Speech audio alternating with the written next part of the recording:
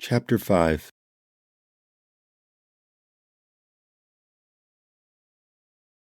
Sam watched as the sparkling droplets of lake water darkened the area of his son's jacket where they landed. Every now and then, he would purposely try to get a few to land on the bare skin of his neck with a quick direction change of the paddle as he swung it through the air.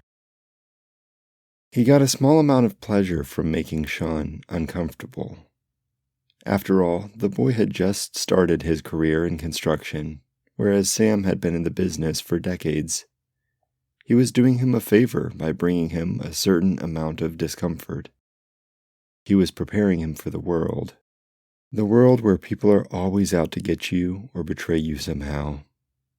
Anything he could do to get his son ready for that was a good thing in Sam's mind. "I can't believe how foggy it is," Sean said, subtly wiping a drop of water from his neck. "I can't remember it even looking like this while we were up here." "Yep, it's weird," Sam said, bringing the paddle across the boat yet again. It was pretty strange. Usually there was a light fog in the morning, but never in the late afternoon. Or at least none that Sam had observed. There was another strange thing. Sean was usually a lot more engaging on this trip, a lot more talkative, but not this time. This time he could see something different in his son's eyes, something he had never seen before. It was like he was hiding several 20-pound dumbbells underneath his jacket. A weight was holding him down, pulling him down, until it seemed like every movement was a chore to accomplish. And there was a tinge of a guilty feeling inside of Sam. It was only a hint, deep inside, that made him think he was partially to blame for the new persona his son had adopted. Was he really, though? The other half of him would argue against that. After all, wasn't Sam himself due some happiness and satisfaction in life? After everything he had unfairly gone through, after everything he had fought through, all Sam had done his entire life was answer to other people. Before he had finally retired and had his first taste of God-given freedom, he was answering to some 30-something-year-old punk kid who was only in charge because his last name matched the name on the side of the company truck.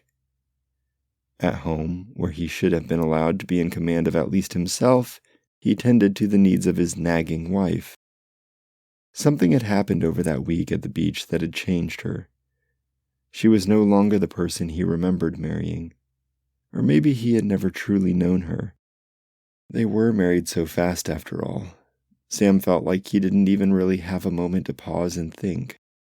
Something had changed since that day, that week. The accident. It was an accident. That's what Sam had called it all these years. An accident. Deborah had referred to it as that, probably just to remind herself of the fact that that's what it was. That's what Sam had insisted it was, but he knew that she still held him to blame for it. He knew that after that, she would always see him as the villain, and that fact ate away at Sam's insides like a swarm of termites slowly devouring a dead tree stump. Each day, a little more would be eaten, another piece gone, and then the next day, a little more. He had eventually started to feel like there was only a twig left of what was once a beautiful giant redwood, whose mighty branches had stretched into the sky. That was gone, though, and now he felt like only a feeding post for the termites. A feeding post for the hunters. No more, though. Sam would feel nothing else any longer. He would never again let his guard down. He would never again become the prey, especially not Deborah's prey. Why, though, should his wife be on his side? After all, no one else had been. Sam's father insisted on Sam taking over his plumbing business after high school. They had a fairly horrific arrangement after Sam had told him he was going to work somewhere else because his opportunity was better. They didn't speak after that for about a year. He had eventually worked his way up to foreman position at the new company. But even then, respect was a hard-won trophy. With a new promotion came new responsibilities, and even worse, new blame. Everyone would be at Sam's throat on the job. Every mistake, no matter how small, would eventually come back to him. That was the thing he didn't miss most of all after retirement, the stress of running work. Things at home were almost worse, it turned out. On the job, if anybody had a problem with someone else, they would usually be vocal about it, even if they knew that they could be laid off because they ran their mouth too much. Deborah was silent. She was silent about most things, pretending that everything was okay when Sam could tell that it wasn't, and it drove him to the brink of craziness. He had to get out. He had to. They had never really talked about what had happened at the beach anyway, so he knew that the issue was still unresolved to her. Even right after it happened, she had disappeared for a while, going back to her mother's house to live for a while until she had cooled down. Sam? Sam kept staring outside. Sam? Deborah called out again from the porch of the condo. Yes, he called back to her with an almost sarcastic tone. He didn't mean for it to sound sarcastic, but it just slipped out. She had been so increasingly needy lately, and the vacation had barely begun. This wasn't a vacation for him, really. He was just along to be the help. He would be replacing work with something else, something worse. He loved Deborah, at least that's what he told himself all the time. But recently, he couldn't remember anyone quite as irritating. The constant asking of things from Sam, or just even subtle references to habits that he had developed over the years. He had developed a grind in his teeth in the last couple of years. He decided it was just from stress and was using his best efforts to keep it under control. But of course, that didn't stop Deborah from bringing it up on the drive down south. The part that annoyed her worst of all wasn't the fact that it was bad for his teeth or anything having to do with his physical well-being. No, the thing that annoyed her was simply the sound that it made. Because it bothered her. Her. She hated that sound. Who cares about Sam's teeth or the problems that led to his bad habit when Deborah is annoyed by a tiny little grinding sound? Sam had never had problems like this before. He was usually in control of his body to the point of being prideful about it. He never cracked his knuckles, never smoked, and never even bit his fingernails as a kid. He found even the very thought of that disgusting.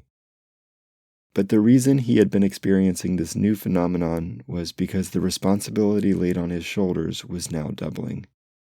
He not only had a child of his own on the way for the first time in his life, but now he had received a promotion at the company he was working for.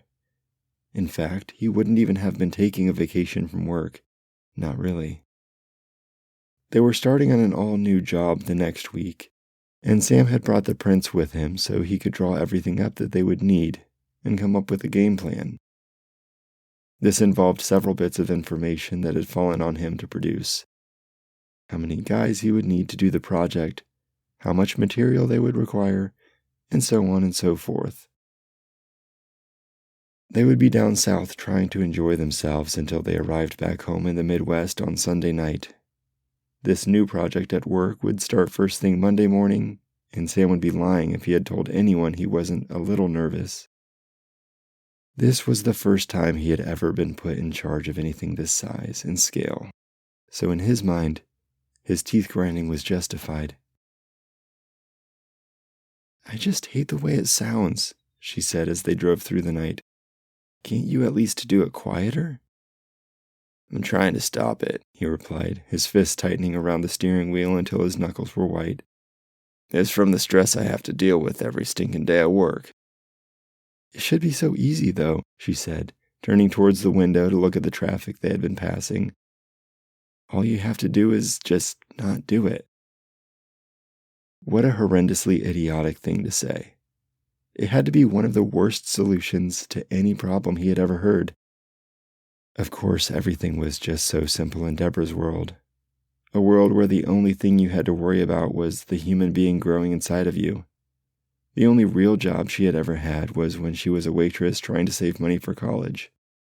Of course, she had quit that job after just 3 months because Deborah had a problem with authority, or at least that's the reason Sam had perceived. Of course, she was the secretary at the supply house he had frequented later, but that wasn't a real job, not in Sam's mind. Answering a phone or manning the counter, that's not real work. Now, though, standing in the kitchen of the condo, Sam could feel the urge to grind his teeth growing from the sound of his wife's voice. He never made a sound, though, at her previous unreasonable request. He didn't deny it for her, though. He did it for himself, to prove that he alone had the ability. He alone had the strength to suppress his bad habit. He didn't need support of any kind from anyone. His hands gripped the countertop tight as a shadow moved in front of the porch door. They relaxed as she drew near with those heavy, pregnant footsteps. "Sam, I can't get both of the bags," she said as she walked close. "Okay," he said, looking up and letting go of the counter. "I'll go get mine." The old wooden steps of the porch creaked with each step Sam took, not quite so much as they did under the load they had to endure while Deborah walked down them, but it was enough to make him wonder about their structural integrity. He wondered whether or not they were just old, or if they were even supported right with the underqualified workers they had down here. A bunch of hacks with no training. The owners down there didn't care, though, as long as the building was standing by the end of it. Sam knew the chance he had been given with this promotion, and he was going to be a planner. He was going to plan everything down to the last self-tapping screw, down to the last bag of concrete. Everything had to be perfect. The higher-ups would recognize the skill involved in planning such a job and the man behind it. Then, when the next office job became available, he would be the first in line to take it. That was the end goal, not just to provide for his new family, but to make his life a little easier while doing so.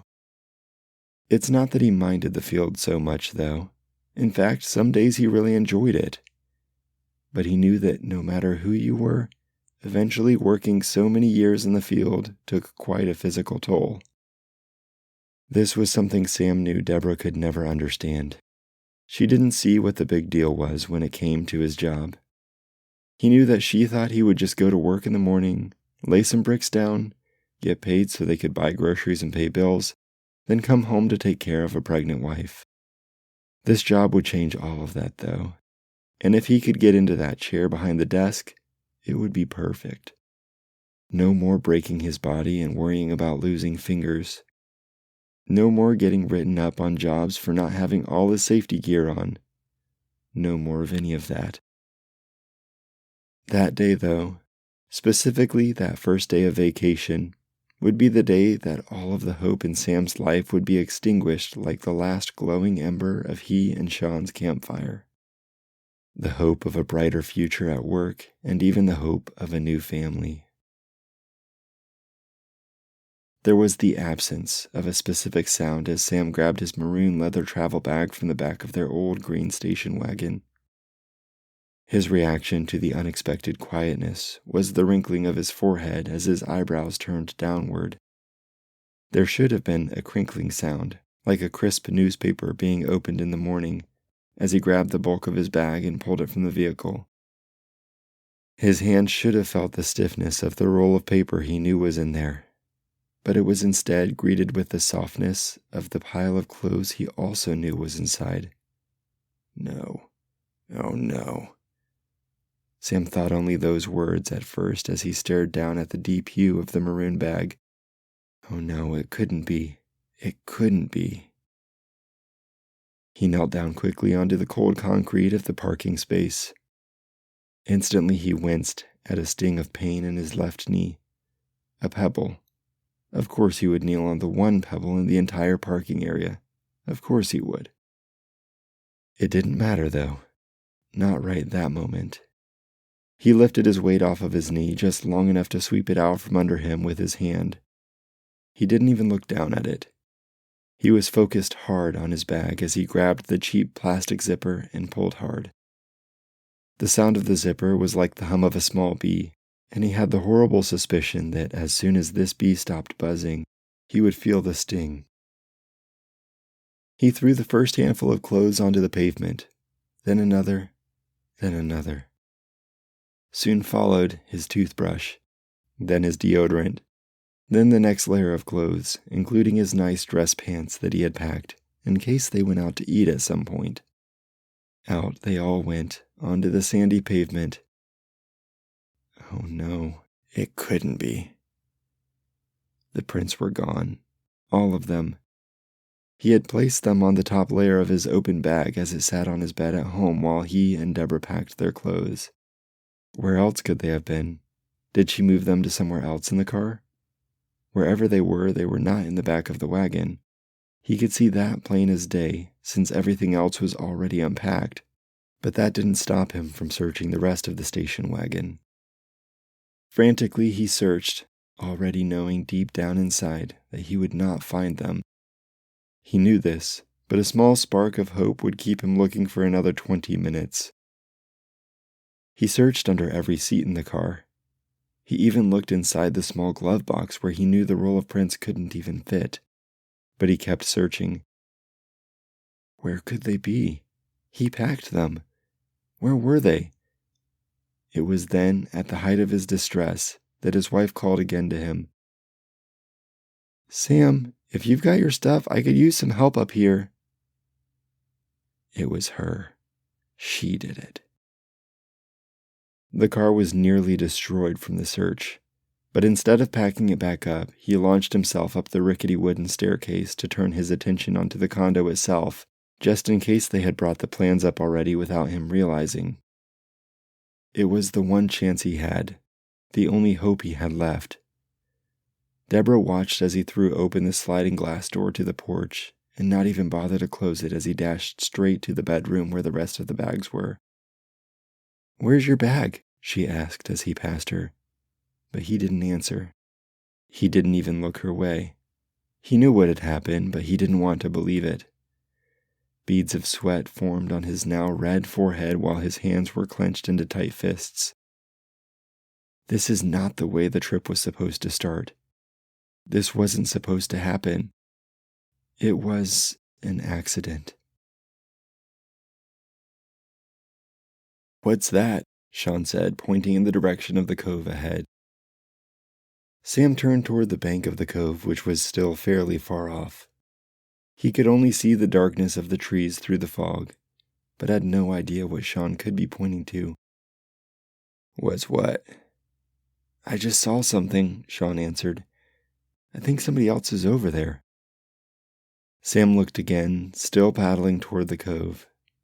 He saw a few birds fly out from the trees towards the open water, but that was all. Everything was still. "You sure?" he said, bringing the paddle back across the boat. "Pretty sure. I could have sworn I saw somebody over there." "Well, I don't see anybody," Sam replied, turning back to him. "They must have moved on. Probably means the fishing sucks over there. You sure you still want to try it?" "I don't know, maybe not." Sam noticed how uneasy Sean seemed, but he didn't know if that was because he was the only kid who came on the trip with the old man, or if it was because of whatever he had seen. Either way, he was uncomfortable. He knew that Sean had just spent time with Deborah before he had come on the trip, but what he didn't know was what she had told him. Could have been anything. Sam knew that it was his own stupid insecurity that plagued him with these thoughts. The thought that maybe Sean, like the other kids, preferred being with her rather than him. He knew that, but he couldn't change it no matter how much he wanted to. He couldn't change that weakness that kept haunting him, that insecure feeling. He knew that she would play Sean like a fiddle since he was the only one that ever spent any time with Sam. She would feel the same insecurity that Sam was feeling, except she would play dirty. She would talk. Now, though, she had no ability and no influence for a whole week. This week belonged to Sam, and he was going to try everything he could to make Sean see things from his point of view. He would make Sean see that all of this wasn't his fault. "That's weird," Sean said as they entered the small cove. "Do you see a canoe anywhere?" "Why would there be a canoe?" He looked up at the dark trees that rose up, cutting through the thick layer of fog. They were surrounded. The trees cut them off from the rest of the lake like a giant black curtain. "If that really was a guy fishing or something," Sean continued, "wouldn't there be a canoe nearby?" Sam looked around again and saw that there was no boat of any kind in the entire cove. "He must have beached it on the other side of the bank," Sam said, once again splashing Sean a little bit as he switched sides with the paddle. "He probably docked it over there and then walked through the trees to the cove for some reason." Sean just nodded in reply. "You'd better start getting your rod ready," Sam told him. "In fact, you could have been trolling the whole way here, you know that?" Once again, Sean nodded just before he looked down at his rod to tie on one of the shining spinners they had gotten at the store. The evening went on as still and peaceful as it had started, and the fish, contrary to what Sam had said earlier, were biting like crazy. They had paddled into a mess of smallmouth and crappie, and both fishermen were pulling them in one after the other.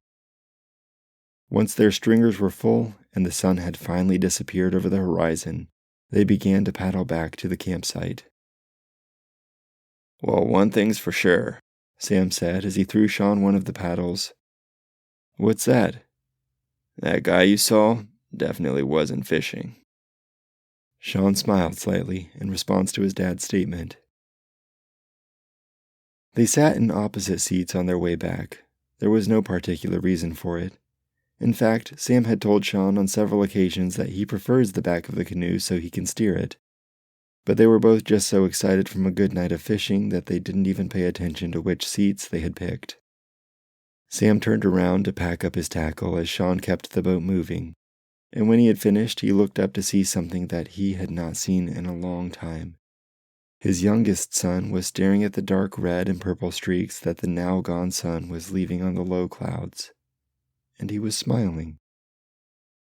Sam stared at him for a minute, and in those few moments, they were both happy. Sam was about to turn back around when he spotted something else. Due to the failing light, he could not be certain, but back by the cove, shrouded in the shadows of the tree line, it looked as if someone was standing on the shore, staring at them.